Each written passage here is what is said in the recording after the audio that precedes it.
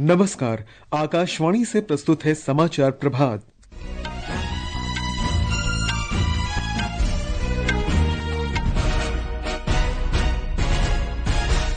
प्रधानमंत्री नरेंद्र मोदी आम्बेडकर जयंती पर कल हरियाणा में कई विकास परियोजनाओं का लोकार्पण करेंगे। कलकत्ता उच्च न्यायालय ने पश्चिम बंगाल के मुर्शिदाबाद में वक्फ कानून को लेकर भड़की हिंसा के बाद केंद्रीय बलों की तत्काल तैनाती का निर्देश दिया। अगले वर्ष गणतंत्र दिवस पर घोषित होने वाले पद्म पुरस्कार के लिए सरकार ने नामांकन आमंत्रित किए। देश का विदेशी मुद्रा भंडार 10 अरब 80 करोड़ डॉलर बढ़कर 6 खरब 76 अरब डॉलर से अधिक हुआ। अमेरिका ने स्मार्टफोन और कंप्यूटर को नए शुल्क से छूट दी। असम और मेघालय में आज मूसलाधार वर्षा की आशंका और अमेरिका के फ्लोरिडा में तीरंदाजी विश्व कप के पहले चरण में भारत की ज्योति सुरेखा वेन्नम तथा ऋषभ यादव की जोड़ी ने स्वर्ण पदक जीता। समाचार प्रभात के साथ मैं निखिल कुमार। प्रधानमंत्री नरेंद्र मोदी आम्बेडकर जयंती पर कल हरियाणा जाएंगे। हमारे संवाददाता ने बताया कि श्री मोदी सवेरे 10:15 बजे हिसार से अयोध्या के लिए वाणिज्यिक उड़ान को झंडी दिखाकर रवाना करेंगे। प्रधानमंत्री मोदी हवाई यात्रा सुरक्षित, सस्ती और सुलभ बनाने की प्रतिबद्धता के अनुरूप हिसार में महाराजा अग्रसेन हवाई अड्डे के 410 करोड़ रुपए की लागत से बनने वाले नए टर्मिनल भवन का शिलान्यास भी करेंगे। इसके बाद श्री मोदी एक जनसभा को संबोधित करेंगे। प्रधानमंत्री यमुनानगर में विकास परियोजनाओं का लोकार्पण और शिलान्यास करेंगे तथा 800 मेगावाट क्षमता के दीनबंधु छोटू राम तापीय विद्युत संयंत्र की आधारशिला रखेंगे। श्री मोदी यमुनानगर के मुकरबपुर में कंप्रेस्ड बायोगैस संयंत्र की आधारशिला रखेंगे और जनसभा को संबोधित करेंगे। प्रधानमंत्री भारतमाला परियोजना के अंतर्गत 1070 करोड़ रुपए की लागत से बने 14 किलोमीटर से अधिक लंबे रेवाड़ी बाईपास परियोजना का उद्घाटन भी करेंगे। इससे दिल्ली नारनौल के बीच की दूरी 1 घंटे कम हो जाएगी। समाचार कक्ष से शशिभूषण त्रिपाठी। युवा कार्यक्रम और खेल मंत्री मनसुख मांडविया बाबा साहेब भीमराव आम्बेडकर की जयंती की पूर्व संध्या पर आज पटना में भीम पदयात्रा का नेतृत्व करेंगे। वे गांधी मैदान से पदयात्रा को रवाना करेंगे और ये यात्रा पटना के विभिन्न इलाकों से गुजरेगी। हमारे संवाददाता ने बताया कि इस पदयात्रा में मेरा भारत संस्था के हजारों स्वयंसेवी शामिल होंगे। बाबा साहब भीमराव आम्बेडकर के विचारों को समर्पित भीम पदयात्रा के दौरान स्वच्छता अभियान, राष्ट्र के प्रति संकल्प सहित कई कार्यक्रम आयोजित किए जाएंगे। यह कार्यक्रम बाबा साहब की जयंती की पूर्व संध्या पर आयोजित किया गया है। पदयात्रा की शुरुआत में युवा, माई भारत स्वयंसेवक, यंग अचीवर्स संविधान की प्रस्तावना का पाठ करेंगे। गांधी मैदान से प्रारंभ होने के बाद यह पदयात्रा डाक बंगला, जेपी गोलंबर सहित कई प्रमुख चौक चौराहों से गुजरते हुए पटना हाईकोर्ट स्थित बाबा साहब की आदमकद प्रतिमा तक पहुंचेगी। कार्यक्रम के दौरान युवा प्रतिभागी विकसित भारत बनाने का संकल्प भी लेंगे। धर्मेंद्र कुमार राय, आकाशवाणी समाचार, पटना। कलकत्ता उच्च न्यायालय ने वक्फ संशोधन कानून के विरोध में पश्चिम बंगाल के मुर्शिदाबाद जिले में बड़े पैमाने पर हिंसा, तोड़फोड़ और आगजनी को देखते हुए केंद्रीय बलों की तत्काल तैनाती का आदेश दिया है। विधानसभा में विपक्ष के नेता सुवेंदु अधिकारी की याचिका पर न्यायमूर्ति सोमेन सेन और राजा बसु चौधरी की पीठ ने यह आदेश दिया। श्री अधिकारी ने अपनी याचिका में राज्य के कई भागों में स्थिति बिगड़ने का आरोप लगाया था। न्यायालय ने यह भी कहा कि अन्य जिलों में भी ऐसी स्थिति उत्पन्न होने पर केंद्रीय बलों की तत्काल तैनाती होनी चाहिए। मुर्शिदाबाद में हुए संघर्ष में 3 लोग मारे गए हैं और हिंसा के सिलसिले में 138 लोगों को गिरफ्तार किया गया है। केंद्रीय सहकारिता और गृह मंत्री अमित शाह आज मध्य प्रदेश में राज्य स्तरीय सहकारिता सम्मेलन में मुख्य अतिथि होंगे। हमारे संवाददाता ने बताया कि इसका आयोजन अंतर्राष्ट्रीय सहकारिता वर्ष के अंतर्गत किया जा रहा है। भोपाल में आयोजित राज्य स्तरीय सहकारिता कार्यक्रम की अध्यक्षता मुख्यमंत्री डॉक्टर मोहन यादव करेंगे। कार्यक्रम के दौरान राष्ट्रीय डेयरी विकास बोर्ड और मध्य प्रदेश डेयरी फेडरेशन के बीच एक समझौते पर हस्ताक्षर भी किए जाएंगे। मध्य प्रदेश में सहकारिता के माध्यम से समृद्धि की परिकल्पना और सहकारिता के क्षेत्र में विविधीकरण की दिशा में किए गए प्रयासों को भी प्रदर्शित किया जाएगा। कार्यक्रम में माइक्रो एटीएम, किसान क्रेडिट कार्ड और स्वीकृत ऋण पत्रों का वितरण भी किया जाएगा। संजीव शर्मा, आकाशवाणी समाचार, भोपाल।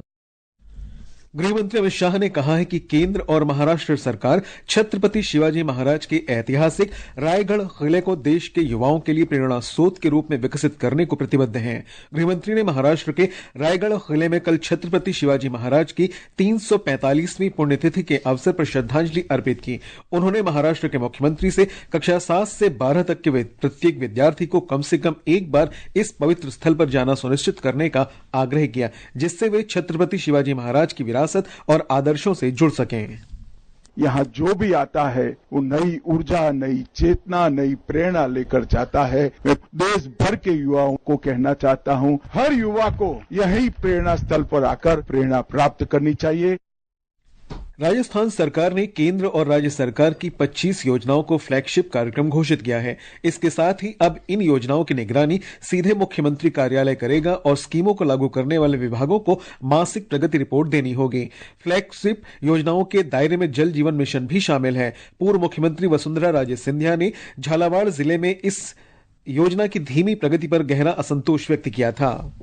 ये समाचार आकाशवाणी से प्रसारित किए जा रहे हैं। ताजा समाचार जानने के लिए आप हमारे social media handle @AIR news Hindi को फॉलो कर सकते हैं।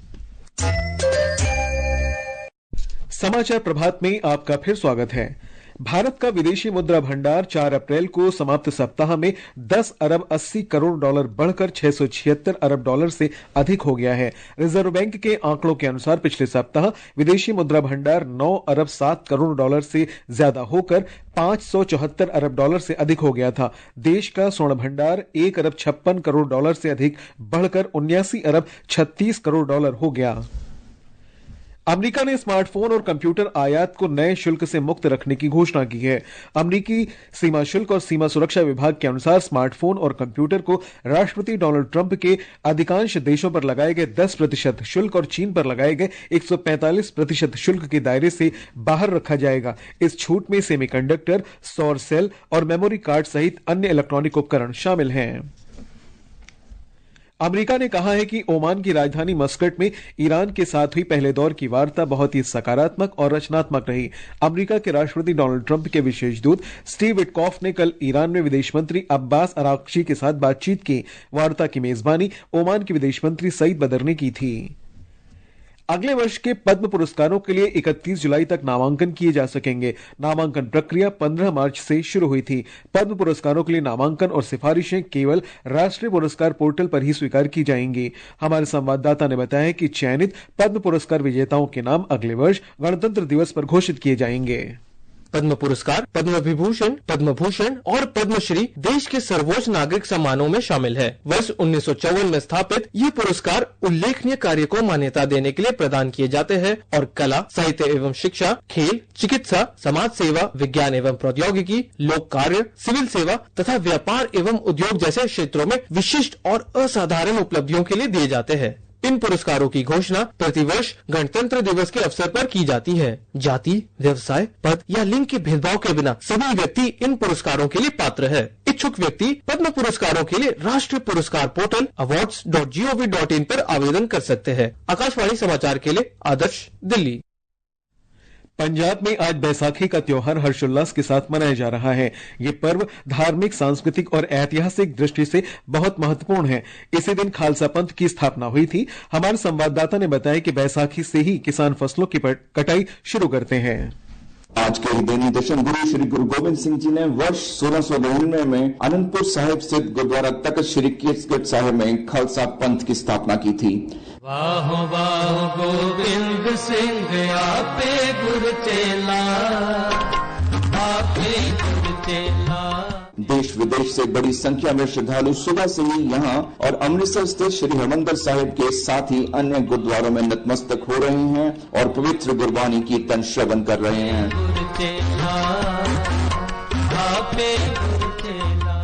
वहीं परंपरागत रूप से किसान अपने खेतों में खड़ी सुनहरी गेहूं की फसल की कटाई शुरू करके बैसाखी मना रहे हैं। इस दिन राष्ट्र उन सैकड़ों निर्दोष लोगों को भी याद करता है जिन्हें 1919 में जलियांवाला बाग में ब्रिटिश अधिकारी रेजिनाल्ड डायर ने कत्ल कर दिया था। भारत के स्वतंत्रता आंदोलन की आग को और भड़का दिया था। लोग आज यहाँ जलियांवाला बाग पहुंचकर उन्हें भी श्रद्धांजलि भेंट कर रहे हैं। राजेश बाली, आकाशवाणी समाचार, जालंधर। आज दुनिया भर में पाम संडे मनाया जा रहा है। ये दिवस ईसा मसीह के यरूशलेम में प्रवेश की स्मृति में मनाया जाता है। आज इस अवसर पर नागालैंड में शोभा यात्रा निकाली जा रही है और समाज में शांति के लिए प्रार्थना की जा रही है। और अब खेल जगत की खबरों के साथ है मुकेश कुमार।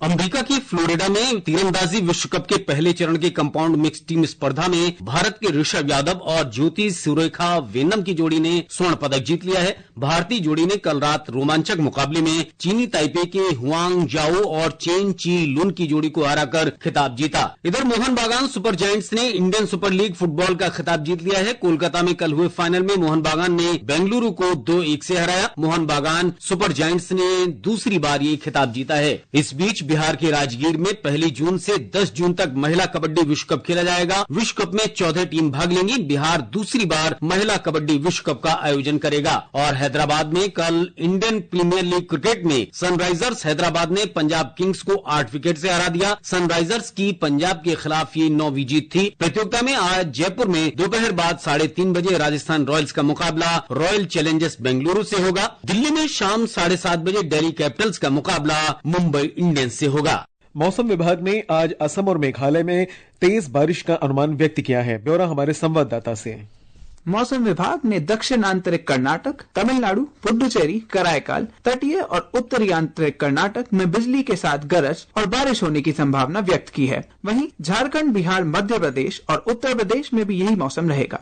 इस बीच पूर्वी और पूर्वोत्तर भारत में 2 से 3 दिन भी ऐसी स्थिति रहने की आशंका है। इसके अलावा विभाग ने तटीय आंध्र प्रदेश और यनम में अलग अलग स्थानों पर लू चलने की संभावना व्यक्त की है। विभाग ने कहा कि इस महीने की 14 से 18 तारीख तक पश्चिमी और पूर्वी राजस्थान, पश्चिमी मध्य प्रदेश, गुजरात, पंजाब और हरियाणा में लू चलने की संभावना है। भानु प्रताप सिंह, आकाशवाणी समाचार, दिल्ली।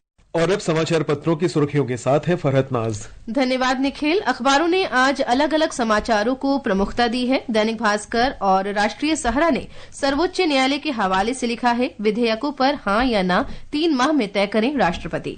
दैनिक ट्रिब्यून के शब्द हैं, सुप्रीम कोर्ट का अभूतपूर्व मत, 3 माह से ज्यादा देरी होने पर कारण बताएं और राज्य को सूचित करें। हरिभूमि और अमर उजाला के अनुसार नेशनल हेराल्ड मामले में ईडी का एक्शन शुरू, कब्जे में ली जाएगी 661 करोड़ रुपए की संपत्ति। वीर अर्जुन के वाणिज्य पन्ने की सुर्खी है, अमेरिकी शुल्क से वैश्विक व्यापार में 3% की कमी आने की आशंका।